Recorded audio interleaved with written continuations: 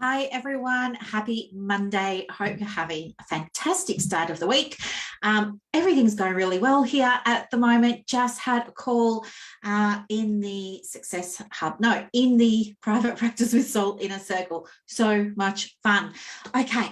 So what I want to talk with you about today is something that came up in our group in the last little while, and that was about, should we charge as counsellors, should we be charging for additional services, including things like emails, text messages, phone calls, and things like that we have with clients between sessions? And in short, my answer is use your discretion. You have to do something that aligns with the values that you have personally and with your private practice.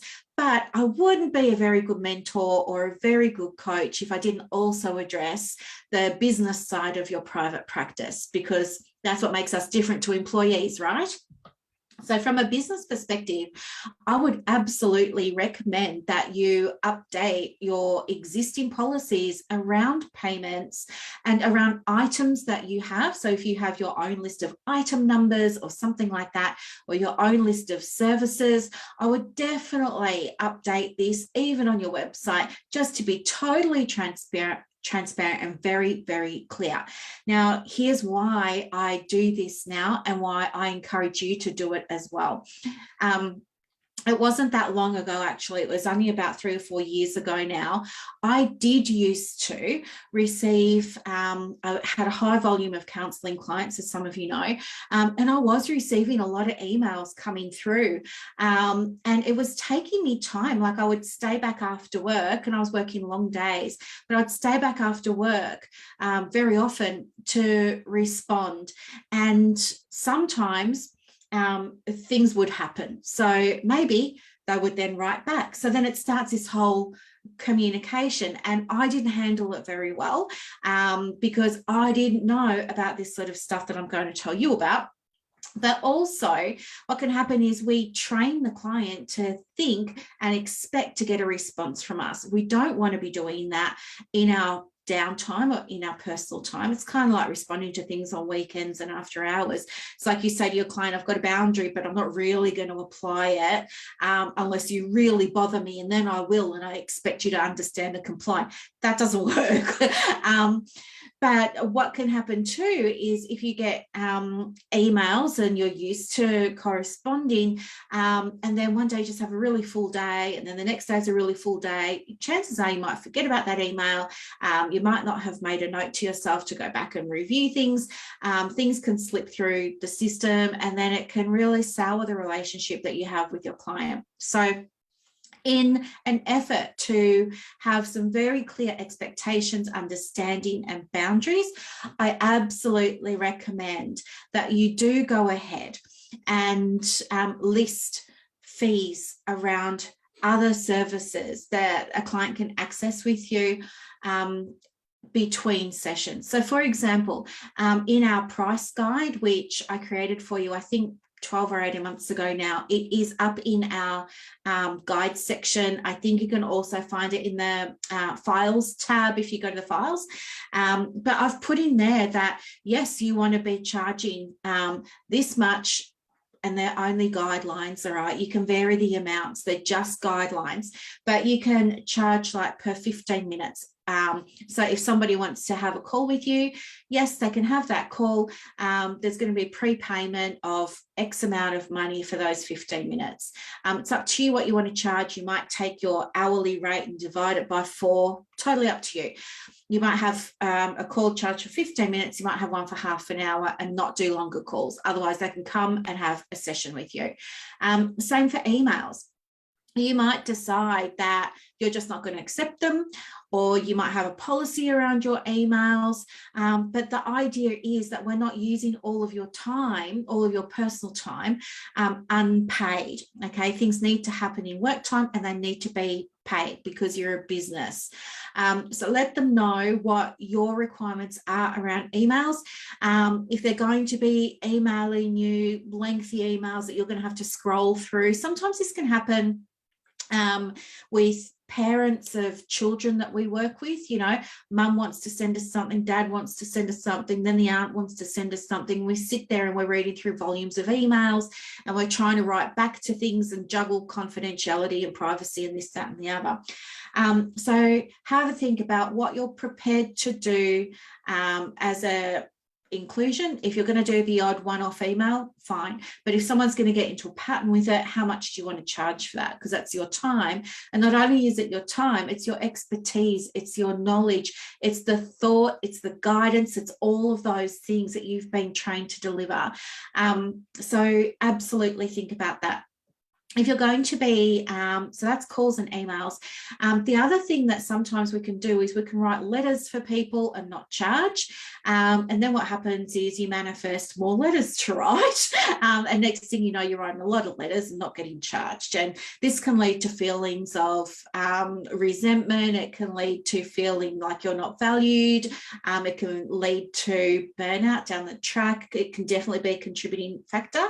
And all sorts of things that you probably don't want to experience in the practice. So, and it can kind of devalue the work that we do when we do things for nothing. I mean, your lawyer doesn't write letters for you for free. And you're not a bulk billing doctor. And even a bulk billing doctor doesn't write letters for free. Every time the doctor writes you a referral, they get paid. Every time a doctor writes a letter, they get paid, believe you me. So why are you doing things for nothing? It doesn't kind of make sense. Think about a fee that's going to align with you for letters, and have a different fee for reports, right? Now, with a report, you might have a fee based on the funding guidelines, whether it's victims of crime or whether it's WorkSafe or something like that. Or you might choose to do it by the number of pages. So you might have a per page fee, or you could have a time to take to do the report fee, in which case, if you're going to take that path, please don't only charge for the amount of time it takes to actually type it up. Do include the time of reviewing the file, reviewing the case history, linking back with the client to get any extra information that you're going to need for that report, all of those sorts of things. And last but not least, if you're going to be having conversations with third-party people, like third-party stakeholders who might have an interest in your client, so maybe, you know, you're working, the mum is the referrer of little Johnny, but dad wants to have a conversation with you about it, and it's going to be a long conversation, charge for that, or get dad in for an appointment. Just say, prefer that we have an appointment, here's how to book that. So do charge for case conferences. Sometimes social workers or support workers or this, that, the other, they might want to talk with you about a particular client, about their case, about their issue. If that's going to go ahead, that conversation, send an invoice before the meeting, be paid before. Always get paid before you do anything. If they ask you for reports, send the invoice off. Don't start writing or researching for the report until the money's hit your bank account, okay? Because a lot of the time, people just won't pay. So they say they will, but they don't. The other thing you can do, if you really want to be prepared and you want to write it up and you want to have it ready to go, don't release a report until you've been paid. So if you want to go ahead and write it up, do it, but don't give it to a client or whoever's ordered it or paid for it until you've got the payment. So really, this isn't about making $1 million. This is the business side of running a business, okay? Start charging or start thinking about what you're going to charge in these different types of situations for different types of clients. And as I said, it's going to be different for all of you because we're all different personalities. We all have different mindsets. We all have different beliefs. We all have different intentions. There's no right way or wrong way. I believe, though, if you're going to be running a business, you do need to have your business head on and start looking at how are we going to make this practice financially viable for you so that you can continue to show up for your clients, okay? That's what it's all about.